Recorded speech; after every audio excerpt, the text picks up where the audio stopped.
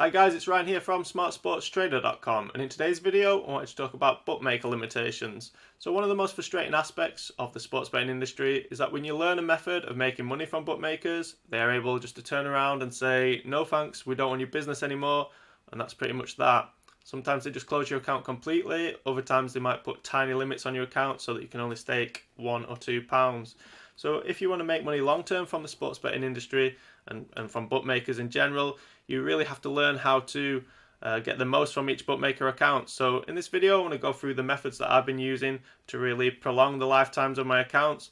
You'll never be able to stop bookmakers limiting you completely unless you just don't make any money from them. That's the only way that they'll be happy to keep your business. But over the years, I've been betting for quite a long time now.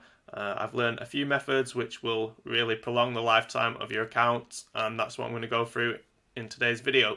Okay, so the first method I'm going to talk about is priming your account. So when you open a new betting account, that's often when it's looked at with the most scrutiny.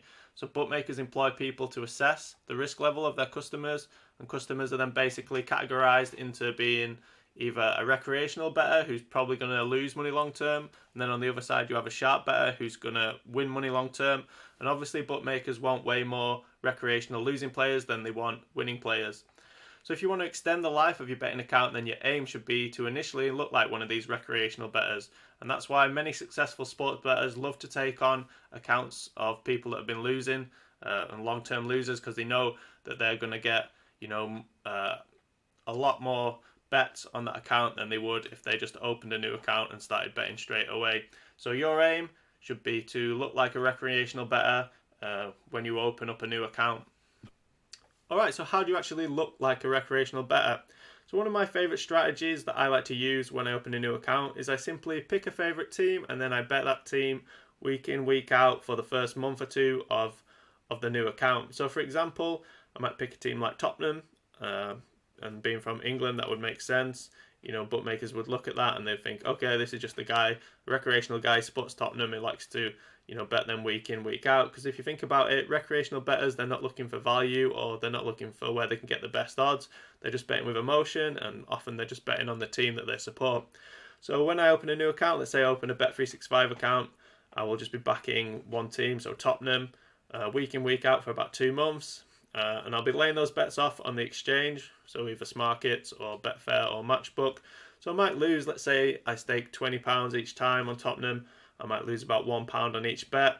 So over the course of a month or two, I might lose, let's say, £10 to £15. However, what you will find is that due to the fact that Bet365 or whichever bookmaker it is see you as recreational, they'll start throwing you some bonuses. So they'll throw you like a £5 bonus, a £10 bonus here and there.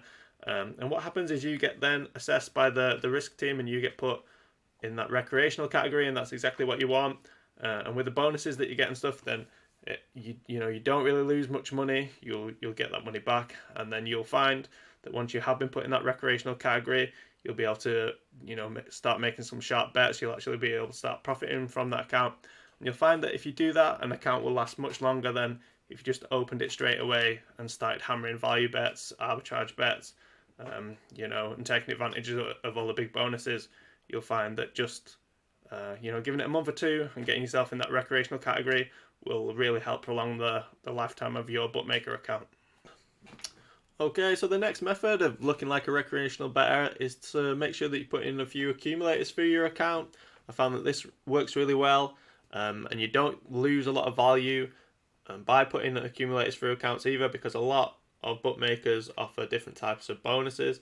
So just to kind of talk you through this and explain it a little bit easier, I just brought up odds monkeying. Now if you're watching this video, you might be a match bettor, so you might have access to some software similar to this, but even if you're not, you can just look for the best odds, chuck a few of the best odds together, and you'll get yourself an accumulator that doesn't really lose any money, but like I say, in the long term it's gonna prolong the lifetime of your account. So if you go Bet365, for example, they do give a lot of bonuses for accumulators, and that's because most recreational bettors, they do just like to chuck like a few massive accumulators on at the weekend, and this is the type of customer that Bet365 really likes. So here I just thought I'd bring up a treble, so that's 3 selections. You can see that for this you get a 5% bonus with Bet365, and you can see from a £10 back stake that I'm only going to lose 40p there, so you're not giving a ton of value away there. Like, you can lay these on the exchanges, but I just prefer to just leave them as like a little bit of a fun bet. And another thing that you can take into account as well, Bet365, is they also have a 2-up promotion. So you can see there's 3 selections and we're not losing a lot of value. That's the lay price. And you can see that overall, from this bet, each time we do it, we'll be expected to lose 40p in value overall. So this is just a very easy way, again, of looking like a recreational bettor. It's just to put a few accumulator bets through your account. So once I've started doing my kind of other stuff, so I might be doing some match betting, I might be taking advantage of the 2-up promotion, and just taking advantage of, you know, the promotions that Bet365 do offer. I also make sure that I am putting through a few like £10 accumulator bets here and there. And I found doing this, I've had like Bet365 accounts last for years, so I do think this is a very good strategy. Okay, so we've looked at picking a favourite team and betting them for the first few months of a new account, and we've also looked at putting some accumulator bets through your account in order to look like a recreational bettor. And I think just using those 2 strategies themselves is very good and will help prolong the life of your account. But I just wanted to add another one in, and that's to mix up your betting patterns. So if you're only exploiting free bets, or you're only making arbitrage bets, or you're just placing large value bets on horses, for example, this can be quite easy to spot for somebody that's employed to risk assess accounts, so that when they look at your betting account, you want to mix up your betting patterns a little bit, because if you think about it, you know, the recreational bettor, which is what we want to look like, they're not disciplined at all. They'll vary the stakes, they'll bet different sports, and they'll try different markets when things aren't going right.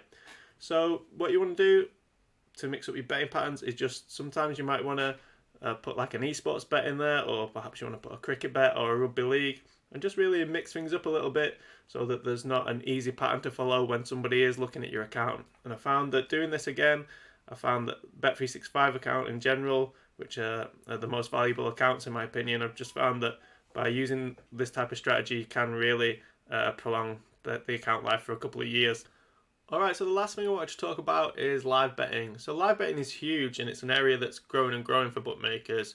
And you see it over and over again when you'll be watching a football game on TV, and at halftime you'll see a bookmaker will have boosted a price. You know, they'll be advertising, they'll have a boosted price like James Milner to score the next goal at the boosted price of 9.0, when the true odds will be something like 14 or 15. They'll put out these terrible bets at halftime. And that's because they know that the kind of recreational punter, the guy that's just sitting there at home watching the football, you know, drinking a beer, he's not really going to assess whether that's value or not. He's just going to see that bet and he's going to make it. So if you can mix in some live betting amongst your other kind of sharper bets, you know, the bets that you expect to make money, you know, and if you can find an edge in the live markets as well, again, it's going to be a lot harder for bookmakers to spot this. So live betting, it kind of mixes in with the others. You know, it's a very good way of mixing up your betting patterns, and it's a very good way of looking like you're a recreational sports bettor. Okay, so those are the methods that I use to try and prolong the account life of my bookmaker accounts. Like I said earlier, there's no way to completely stop bookmakers limiting you. The only way to do that is to give them your money. So if your intention is to make a profit from bookmakers, then you have to accept that you will be limited eventually. But what I have found that by using those strategies that I've discussed throughout this video is that I've been able to have accounts for years. So with really valuable accounts like Bet365, for example, William Hill's a really good one, and Sky Bet, you know, these are the accounts that I tend to look after when I get a new account with any of these companies. Then I will use these strategies. And like I say, I found that I've had some accounts last years doing this. Whereas if you just go in straight away and you're taking advantage of the sign-up offer and you just hammer in the match betting stuff, value betting, let's say getting value from horses or golf or something, and you know, you just hammer them out of the bat, then sometimes you'll find yourself limited within a week or two. So I do really think it is worth kind of priming your accounts, you know, taking a little bit of time just to get yourself in that recreational category, and then I think in the long term, you know, you'll get more value out of that account and you'll make more money. So yeah, thank you for watching this video. Hopefully you found it useful. If you did, give it a like and subscribe to the channel. So thank you for watching. See ya.